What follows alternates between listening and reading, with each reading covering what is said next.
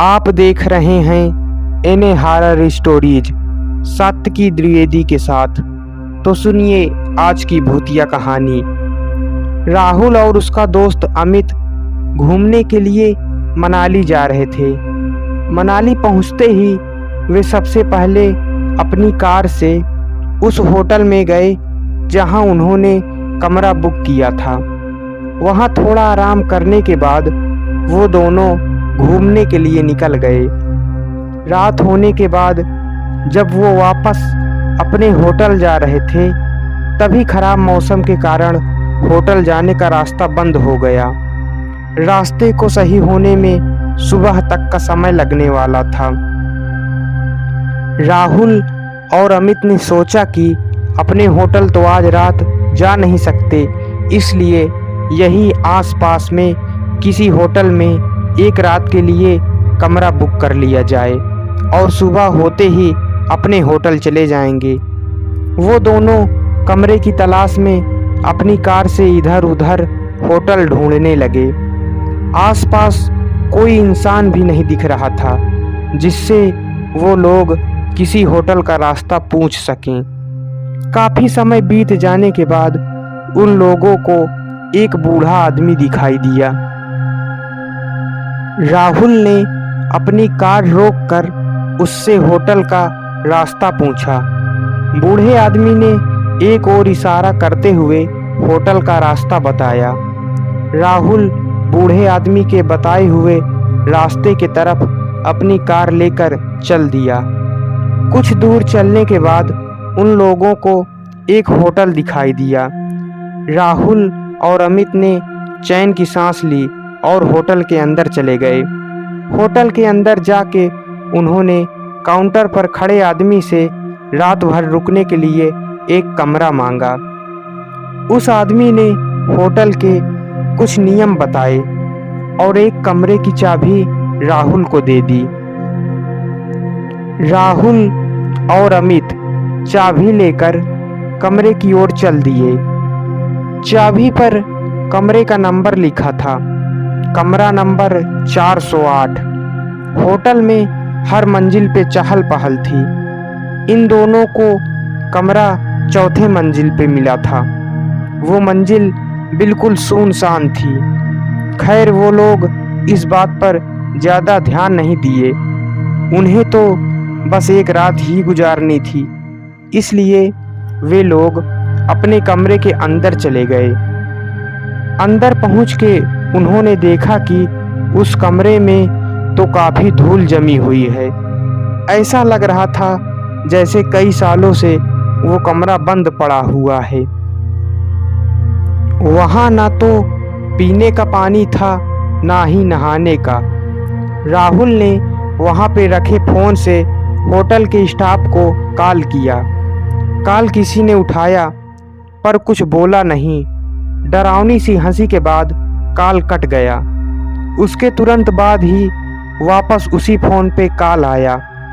इस बार होटल के स्टाफ ने कहा, सर आपने कॉल किया था, बताइए हम आपकी क्या मदद कर सकते हैं।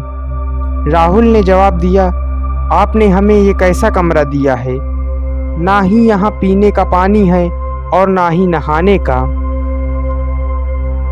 चारों तरफ सिर्फ धूल ही धूल है। आप जल्दी से यहाँ आइए और ये सब सही करवाइए। स्टाफ ने इस बात की माफ़ी मांगी और कमरे का नंबर पूछा। राहुल ने जवाब दिया, कमरा नंबर 408। इतना सुनते ही स्टाफ डर गया और डरते हुए राहुल से पूछा, सर आप उस कमरे में क्या कर रहे हैं। राहुल ने चिल्लाते हुए कहा, यह क्या मजाक चल रहा है, आप लोगों ने ही तो मुझे इस कमरे की चाबी दी थी। स्टाफ सहमी आवाज में बोला, सर जितनी जल्दी हो सके आप उस कमरे से बाहर निकलिए और नीचे आइए। राहुल ने पूछा, लेकिन क्यों। स्टाफ ने तुरंत जवाब दिया, सर सवाल बाद में पूछ लेना, बस अभी आप वहाँ से बाहर निकल जाइए, वहाँ आपकी जान को खतरा है। इतना सुनते ही राहुल और अमित कॉल कट करके कमरे से बाहर निकलने के लिए दरवाजे की तरफ जाने लगे। तभी किसी ने दरवाज़ा खटखटाया। राहुल ने पूछा कौन है, लेकिन बार बार पूछने पे भी कुछ आवाज़ नहीं आई। तभी उस रूम की लाइट भी चली गई। राहुल और अमित अब समझ गए थे कि ये भूत प्रेत का मामला है। वो दोनों काफ़ी डर चुके थे। तभी बाहर से आवाज़ आई, सर आपने कॉल किया था सफाई और पानी के लिए, मैं उसी को ठीक करने आया हूँ। और फिर डरावनी सी हंसी के बाद फिर से सन्नाटा छा गया। तभी फिर से कमरे में रखे फ़ोन पर कॉल आया। राहुल ने कॉल उठाया। कॉल स्टाफ का था। उसने कहा, सर अभी तक आप उस कमरे से निकले क्यों नहीं? राहुल ने जवाब दिया, नहीं, कमरे के बाहर एक होटल का स्टाफ आया है जो कह रहा है कि वो सफाई और पानी ठीक करने के लिए आया है।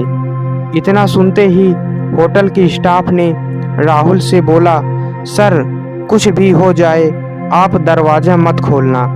अगर आपने दरवाज़ा खोला तो आपकी मौत भी हो सकती है। ये सुनते ही राहुल और अमित दोनों बहुत ही डर गए। फिर स्टाफ ने कहा, सर आप अंदर ही रहिए, हम लोग आपको बचाने ऊपर आ रहे हैं। कुछ देर के बाद कमरे के बाहर से आवाज़ आई, सर हम लोग आ गए हैं, आप दरवाज़ा खोलिए। साथ में कुछ और लोगों की भी आवाज़ आ रही थी, इसलिए राहुल और अमित ने दरवाज़ा खोल दिया। उन्होंने देखा सामने सच में होटल का स्टाफ ही था।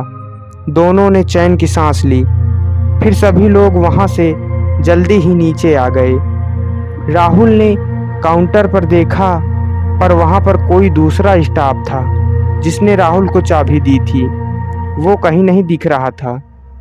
ये सारी बात राहुल ने वहाँ के लोगों को बताई। उन लोगों ने राहुल से कहा, सर आपको जिसने चाबी दी थी वो भी पहले इसी होटल में काम किया करता था, लेकिन अचानक से एक दिन कमरा नंबर 408 में रहस्यमयी तरीके से उसकी मौत हो गई। तब से उसकी आत्मा इसी होटल में रहती है, लेकिन वो बस उन लोगों को ही परेशान करती है जो कमरा नंबर 408 के पास जाते हैं। पता नहीं आज आप लोगों को वो कैसे उस कमरे तक ले गया। राहुल और अमित अब सारी बात समझ चुके थे। जैसे तैसे उन्होंने वहाँ रात गुजारी और सुबह होते ही अपने होटल की ओर चले गए। तो दोस्तों, ये थी आज की भूतिया कहानी। कहानी आपको कैसी लगी? कहानी पसंद आई हो तो वीडियो को लाइक और चैनल को सब्सक्राइब कर देना। मिलते हैं अगली भूतिया कहानी में।